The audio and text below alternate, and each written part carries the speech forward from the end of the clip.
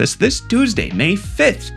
2026. And we're going to start off today with the nonsense that is GameStop announcing that they're putting in an offer to buy eBay for $56 billion. I didn't think GameStop had that kind of money. They don't. So, oh, yeah. So we've already seen some acquisitions play out like this, with Paramount putting in the offer to purchase Warner Brothers, which they don't have the $100 billion, but the backing of Larry Ellison, plus they also are getting some like foreign financing to add up to that amount of money. They have some like actual collateral behind it.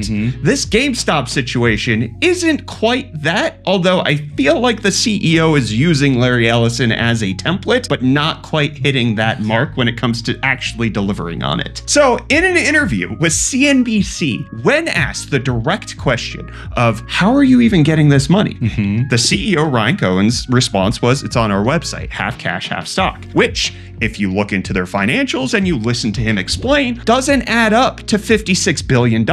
At best, it adds up to $40 billion, because even if they used their entire stock portfolio as collateral and then used all of the cash on hand that they had, which is roughly $8 or $9 billion, and they also have a promise to finance from TD Financial, which is worth $20 billion, that all puts you at $40 billion. Yeah. And when asked the direct question of how are you making up this money, he says, I don't understand your question. So I'm just going to play this for you because it's absolutely ridiculous.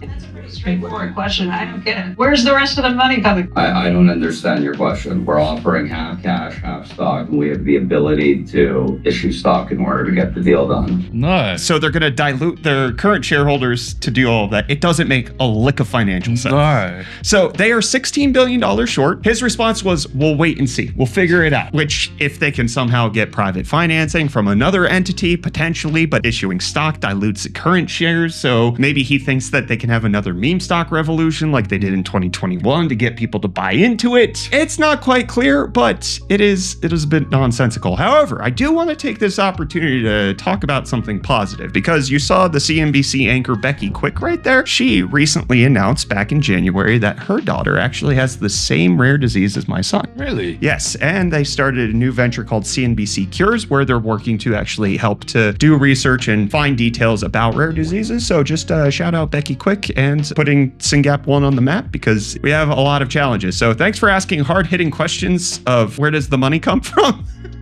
And then also bringing light to rare diseases. But they want to buy eBay. It's worth more than they are by quite a bit.